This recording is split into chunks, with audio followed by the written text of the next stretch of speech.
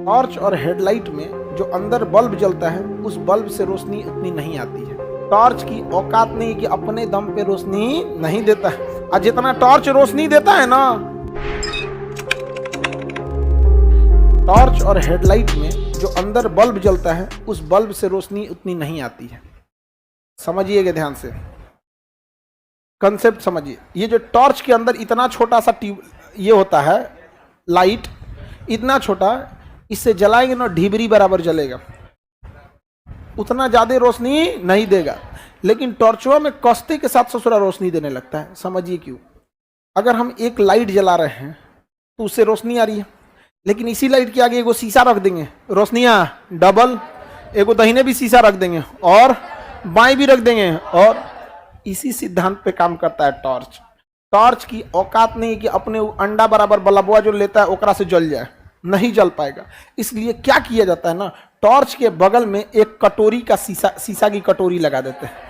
ये टॉर्च के बगल में कटोरी लगाते हैं, यह है कटोरी, और इस कटोरी के दूसरे साइड कर देते हैं पेंट। बताओ ये कौन सा दर्पण? बताओ बबुआ कौन दर्पण? अवतल दर्पण। सारा टॉर्च का सिस्टम हो गया, यही हो गया टॉर्च का। यहां आप लगा दीजिए बैटरी, टॉर्च की पिछवा क्या डाल दीजिए? बैटरी। 4 को बैटरी जोड़ दीजिए, इसे 2 को 3 को जो बैटरी होता है यहाँ हो गया। टॉर्च की क्या हो गई? बैटरी हो गई। यहाँ पर हो गया। बैटरी बहुत पतला दुबला हो गया।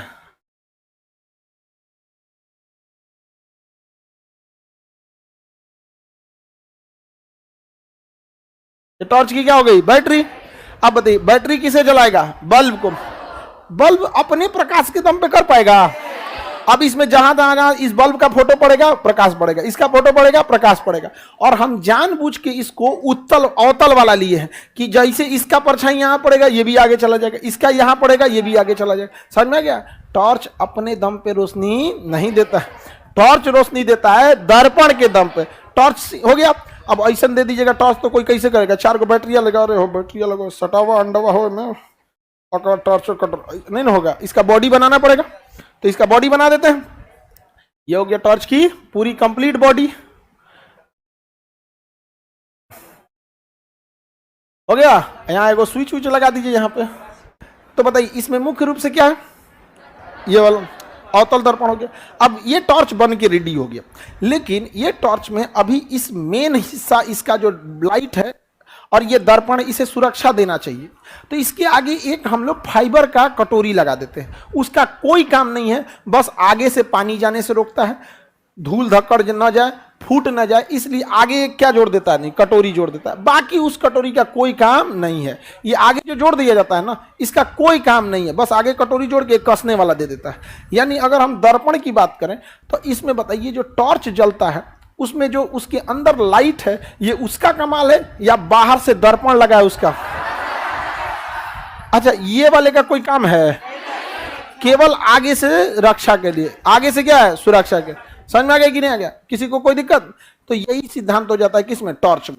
तो टॉर्च किस दर्पण पे काम करता है? एक काम कीजिए, टॉर्च में से ये दर्पण हटा दीजिए, या फिर अपने यहाँ ही कोई टॉर्च लीजिए, उसमें जो बल्ब है उसको खोल लीजिए, अब बाहर जलाइए जरा उसको। तो ये ढिबरी ऐसा जलेगा। कैसा जलेगा? ढिबरी ऐसा। समझ में आ गया दर्पण कैसे काम करता है? तो टॉर्च में अपनी क्षमता नहीं है वो बैटरिया में चला ले यहाँ पर, और जितना टॉर्च रोशनी देता है ना उतना रोशनी है ससुरा, इसको देंगे तो 10 मिनट में डिस्चार्ज होकर बैठ जाएंगे। तो तनी तनी जलता है, बाकी सारा काम कौन कर देता है? अवतल दर्पण करता है। किसी को कोई दिक्कत? आगे बढ़े। टॉर्च समझ में आ गया?